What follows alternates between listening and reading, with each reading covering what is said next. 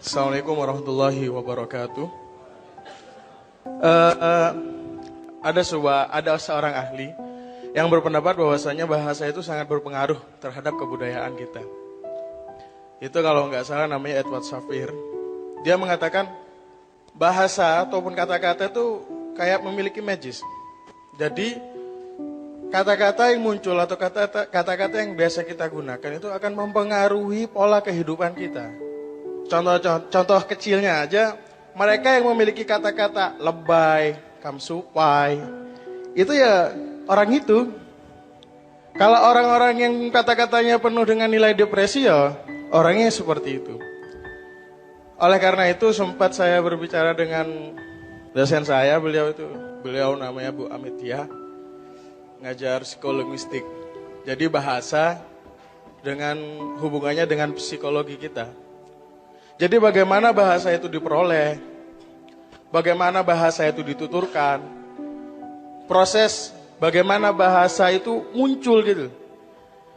Lah proses inilah bukan proses yang semata-mata ada aja, tapi memang menimbulkan efek secara psikologis kepada para pengguna dan pemeroleh bahasa itu sendiri.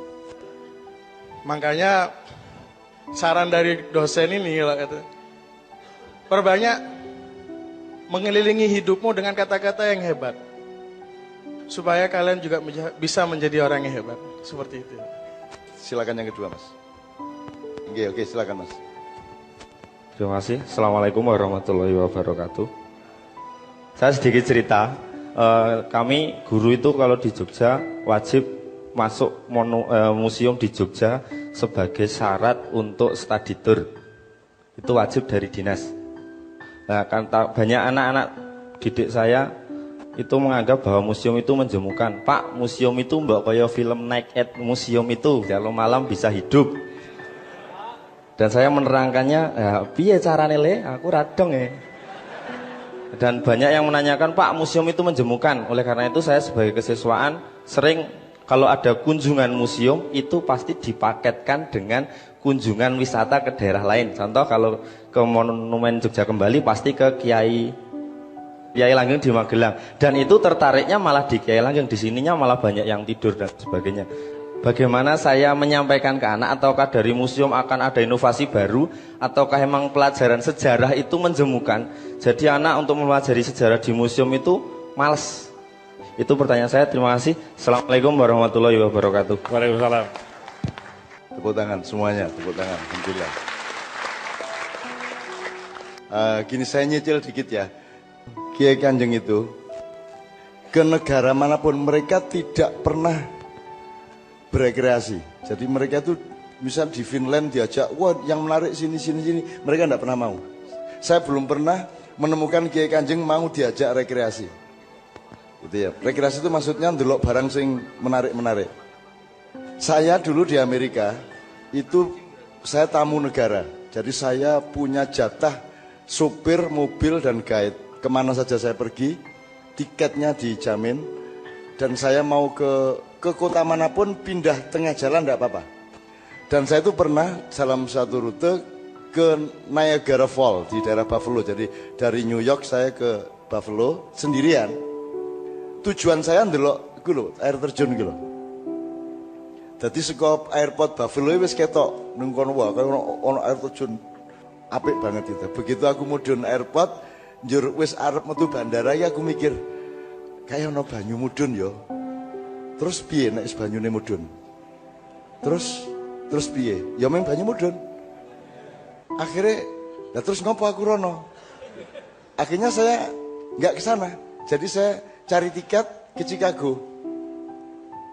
Saya ingin mengatakan sama teman saya, anak saya yang dari Pacitan ini ya. Bocah-bocahmu lah seneng nang ndi?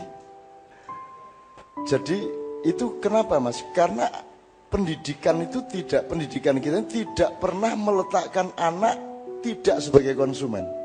Selalu diperlakukan sebagai konsumen. Dia tidak pernah dididik dan dicontohin untuk menjadi subjek dari segala sesuatu.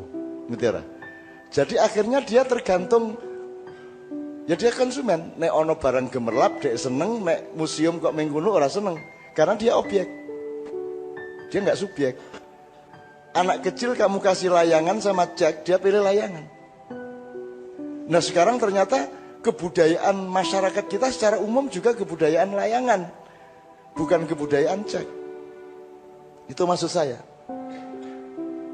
Jadi jadi anak seharusnya dikancani sejak awal untuk kalau ketemu sesuatu itu dia mencerap, dia melihat, dia menganalisa, kan gitu. Sehingga dia menemukan sesuatu yang bukan kelihatan. Jadi kalau ke Borobudur, dia terus, misalnya Borobudur, bukan bentuknya yang kelihatan, makna-maknanya yang muncul di otak dia, kan itu. Kita biasakan anak-anak untuk sejak kecil itu memaknai sesuatu. Nah karena tidak ada tradisi memaknai, maka ya sudah anak-anak jadi konsumtif. Dan tiap hari kita kan disuruh misalnya di televisi nasional kita ya, TV, itu coba, wong tua-tua, ibu-ibu umur 50, umur 40, 50 mungkin nganggo seragam, njurku dikon ngene bareng, ini gelem coba. Kuwi lak cah cilik banget to kuwi. Terus jadi kita ini oleh industri modern itu sengaja atau tidak sengaja itu dipelihara kekanak-kanakannya. Sehingga nanti ngurusin negara dia juga kekanak-kanakan. Dan rakyatnya nggak tahu bahwa itu kekanak-kanakan karena rakyatnya sendiri kekanak-kanakan. Nek kue nang restoran pesen teh, kue dikai serotan. Ya lah. Teh panas dikai serotan, kue piye? Kue karepe piye kue?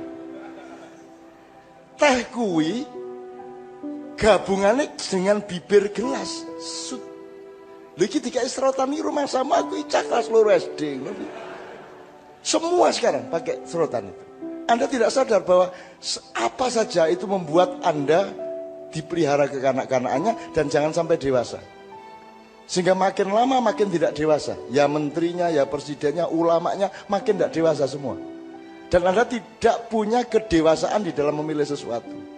Nah ini contoh aja bahwa lo ya anakmu murid-muridmu lu sik. Nek kae gemerlap njur kowe seneng lah, kowe berarti kowe meng kucing meng wedhus. Nek kowe menungso ndelokmu nganggo pikiran. Ndelokmu nganggo hati kan gitu. Nah, anak kecil kita latih untuk melihat sesuatu dengan hatinya, dengan pikirannya. Mata itu cuma alat untuk supaya pikirannya bekerja. Sekarang kan orang cuma ngelihat dengan matanya, tidak pernah melihat dengan pikirannya. Itu maksud saya. Kalau saya gabungkan ke sini, penuhilah dirimu dengan kata-kata, gitu ya. Saya terbalik. Yang paling beruntung di dunia ini adalah Nabi Muhammad, yang dibikin buta huruf oleh Allah. Itu paling beruntung. Sekarang Anda kenal, anak sekarang kenal kambing itu pertama huruf KAMBING, anak kota. Setelah itu gambar kambing di buku sekolah.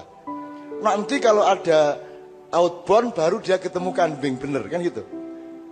Nah sekarang anda hitung dari yang Anda kenal mengenai kehidupan ini, berapa yang hanya Anda kenal melalui kata-kata, berapa yang Anda kenal beneran.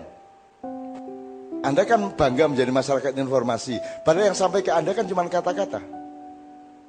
Demokrasi sing konten ya DEMOKRASI. Tapi kamu tidak punya simulasi apa-apa mengenai demokrasi. Sehingga yang sedang menjadi pemimpin demokrasi, orang mudeng demokrasi. Makanya lebih bagus buta huruf, supaya kalau kamu ketemu sesuatu, itu orisinal. Tidak ada berita apa-apa mengenai itu, kamu mengalami beneran. Itulah sebabnya Tuhan bikin Muhammad buta huruf. An-Nabi Al-Ummi. Saya menyesal kenapa saya tidak buta huruf. Makanya saya berhenti sekolah. Tidak pernah saya sekolah tidak berhenti. Karena ada naluri api iki ketok ora sekolah iki ngono kuwi. Begitu saya keluar, tidak pernah selamat di satu sekolahan. Selalu keluar dari sekolahan. Tapi itu jangan ditiru. Jangan ditiru, itu tidak baik. Efeknya baik gitu ya. Tapi perilakunya tadi tidak baik gitu Pak ya. Oke ya. Jadi Mas, saya kira penting kata-kata, tetapi kalau bisa Anda menganalisis sesuatu jangan lewat kata-kata. Bener gak? Anda bisa, Anda ngasih tahu orang sedep. Ono wong Amerika teko rene kandhane sedep iki iso. iso gue menjelaskan sedep ke orang Amerika? Bisa nggak? Wes ngene sing paling gampang. Pesing. Lengur, ya, lengur. Bagaimana Anda bisa menjelaskan kepada lengur? Nggak bisa Anda menjelaskan. Tapi Anda ngerti lengur kan?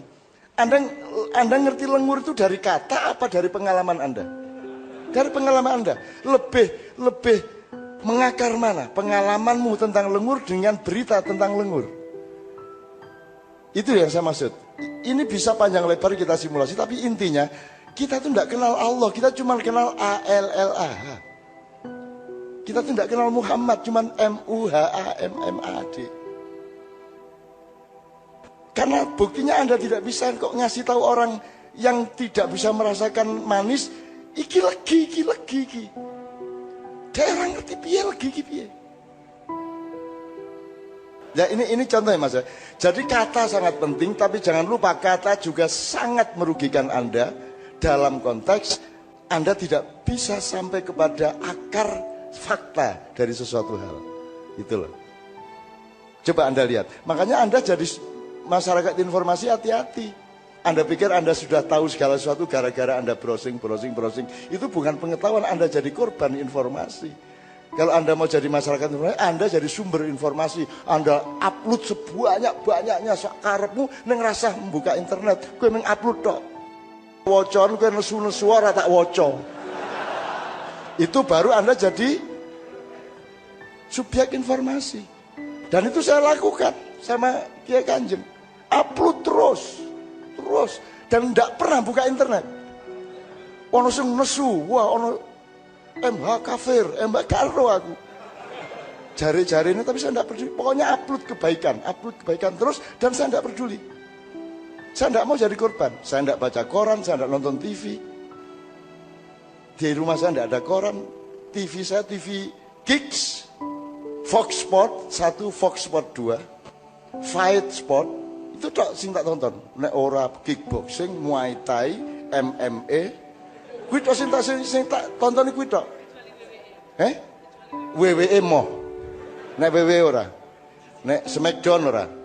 Ning pokoke sing nek getin tenan, cuklek tenan, tiba-tiba tenan, cetha. Ya toh, tidak pakai Mahkamah Konstitusi nek menang. Nah, kan gitu kan? Di luar itu bisa dimanipulasi. Wong Mahkamah Konstitusi udah ndak ngerti bedanya hukum sama konstitusi kok. Wah, ini tak dawakno iki bubar Indonesia. Ini biasa saya ajak ngomong ngawur gini supaya sininya hidup, Pak. Daripada merasa tahu bahwa mereka miskin kan kasihan. Dengan mereka mikir terus ndak terasa bahwa mereka itu miskin. Bahwa hidupnya ndak sukses itu ndak terasa. Itu loh, Pak. Jadi saya tidak mengatakan Anda tadi salah, enggak. Cuman kalau dilihat dari sudut tadi itu benar, cuman kalau dilihat dari sudut yang sebaliknya, itu lebih baik buta huruf.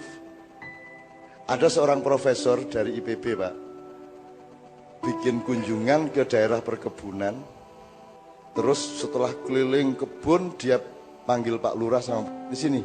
Seharusnya ini nanamnya minimum 5 meter.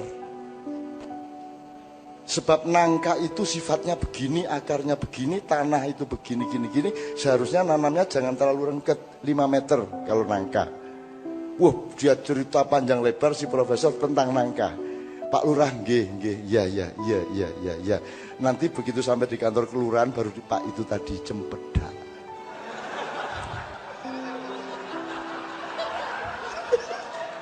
Jadi sudah mantep ngomong tentang nangka. Padahal yang dia maksud itu cempedak. Dia nggak bisa membedakan nangka dengan cempedak. Piye coba? Jadi profesor pertanian belum tentu dia mengerti pertanian. Benar nggak? Nah, Melendi kan, saya kira Melendi. Anda percaya sama kata, jadi kata bisa mengantarkan Anda kepada makna, atau kata menyembunyikan makna dari Anda. Bisa juga. Nah, silakan dielaborasi sendiri-sendiri. Oke, jadi Anda sudah saya jawab, kira-kira gitu kemungkinannya. Jadi soal subjek, Mas. Soal subjek, ya. Jadi Kalau orang tidak berpendidikan memang susah masuk museum karena dia tidak punya imajinasi, dia tidak punya daya analisis. Dia tidak tertarik apa-apa. Lihat Malioboro. Dia tidak punya pengetahuan tentang Malioboro, jadi tidak tertarik apa-apa. Sama dengan kamu nyanyi sebagus apapun sing audiane wedhus. Nah, kita jangan sampai menurun menjadi kambing itu kan begitu. Gitu loh. Yang belum dengar karena kalau lewat Malioboro itu saya menikmati, namanya aja saya nikmati. Jadi dari Tugu, Pak, dari Tugu ke rel itu namanya Jalan Margo Utomo, jalan yang utama. Orang hidup itu harus mengambil keputusan untuk mengambil jalan yang utama, maka dia punya cita-cita yang jelas. Sampai rel ke Toko Terang Bulan, tidak tahu sekarang apa itu. Tetap Terang Bulan itu Malioboro. Malio itu dari bahasa Jawa, menjadi walilah. Jadi wali, nek mau walilah bahasa Jawanya Malio. Itu Pak ya. Jadi misalnya apa? Warung Marungo, betul nggak? Wali Malio, Boro mengembara. Jadilah kamu pengembara intelektual, pengembara spiritual, pengembara kultural. Karena kamu sudah memilih jalan utama. Kamu tidak cukup jadi sarjana tok. Kamu harus KKN, gitu kan? Kamu harus eksplorasi, kamu harus simulasi sosial. Maka kamu akan menemukan jalan berikutnya yaitu Margo Mulyo. Menjadi sarjana belum tentu mulia, tapi setelah Anda mengabdi betul kepada masyarakat dengan praktek-praktek yang nyata, Anda akan menemukan kemuliaan, jalan Margo Mulyo. Sampai kantor pos itu namanya Jalan Margo Mulyo. Dari kantor pos ke keraton namanya Jalan Panguraan. Nggak usah sampai sana menggo ngiwa ponengen. Terus iki bagian sing wong edan-edan sing itu kan gitu ya.